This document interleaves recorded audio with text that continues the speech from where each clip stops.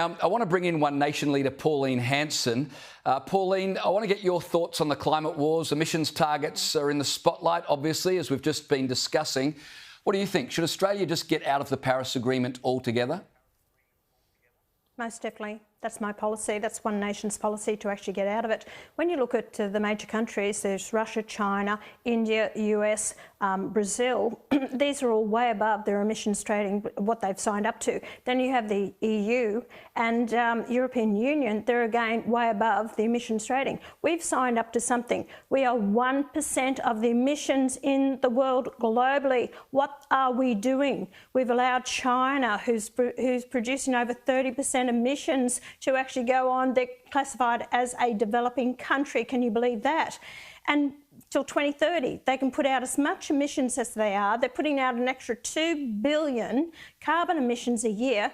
And we are reining in our industries, our manufacturing. We're destroying our agriculture. What the hell are we doing, James? It is absolutely ridiculous. And Peter Dutton, take a bloody stance on this. Get out of the Paris Agreement. No one else is adhering to it. We're destroying our economy and our country. And I'll tell you nothing. The biggest export that we have in the country is coal. Now, nearly a quarter of our export is coal. You have the Greens, you have Labor demonising coal, which actually gives us the cheap, reliable, dependable power, and we want to get rid of it. But that's not only just thermal coal, that's also coking coal that's used to make steel. What the hell are we doing?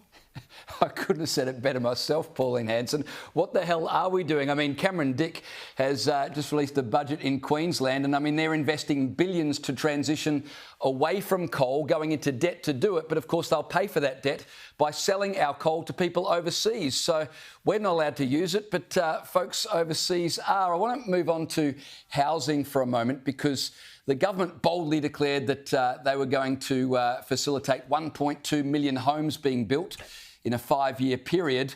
Well, that's lagging, to put it mildly. Housing approvals are slow, completions are almost non-existent, and all the while we're experiencing a housing shortage. So we're talking about the energy crisis, but Pauline, the housing crisis needs a lot of attention at the moment too. It does.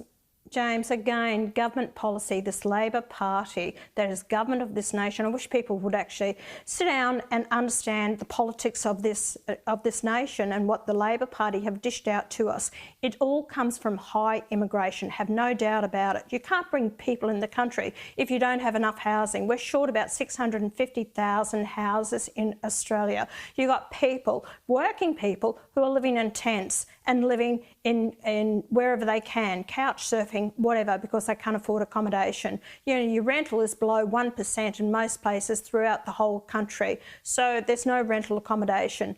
This was a farce that the government put up. It's like, oh, look what we're going to do for you. And they've never produced it. They never will. And they've put that $10 billion aside in a fund. And guess what? Not one house has been built. And I think it's about $35 million that's gone into administration fees, paying these executives huge amounts of monies. And you, the Australian people, you're led to the slaughter like a, blind sheep, and you don't know what the hell is happening. I wish people would understand, because you don't understand the impact it's going to have on us and future generations. And the housing is a big issue. In a country like this, we can't provide housing for Australians, or the great Australian dream of owning your own home. Pauline, just before we go, I want to talk to you about the Greens. So if you're frustrated already, you're about to get even more frustrated. Adam Bandt's moral clarity is being called into question. I'm not sure it was ever existent, but he's refused to say whether convicted terrorists held by the Israeli government should be among the thousands of political prisoners that his party is calling on to be immediately released. He said in a statement, "We want all hostages released and we want all political prisoners released." But as I said, he doesn't want to say whether convicted terrorists should be released by the Israeli government. What do you make of the Greens' stance on all of this? He doesn't want to say anything. James, they've been leading these protest rallies that are happening throughout our country. The disgusting protest rallies, pro-Palestinian, that are actually out there on our streets harassing, and the way they're treating the Jewish community in Australia. These are Australians, and the way they're treating them is disgusting. Actually, they're doing the work of these terrorists and these organisations that have infiltrated our country and pushing their ideology, and it's wrong what is happening. So the Greens are waiting or depending on their votes to actually come their way at the next election. That's why he's not game to say anything about it. You've got so many people in this country now. We've got over 800,000 people that claim to be Muslim in the last census. So we have real problems. I tell the people out there, go and have a look at what's happening in other countries around the world, in the UK, in France, in Germany, in Denmark, and other countries. That's where we're headed. Wake up, Australia. We are all Australians, should be living in peace and harmony. No one should be treated the way they are treated. Whether you're Jewish, I don't care who you are, whether you're from a background, a cultural background, this should not be happening in our country. And I call on our premiers and I call on our Prime Minister, grow a backbone and tell the police and our federal police and the military to do something about it and stop this harassment of Australians on our streets and in their homes and in their businesses.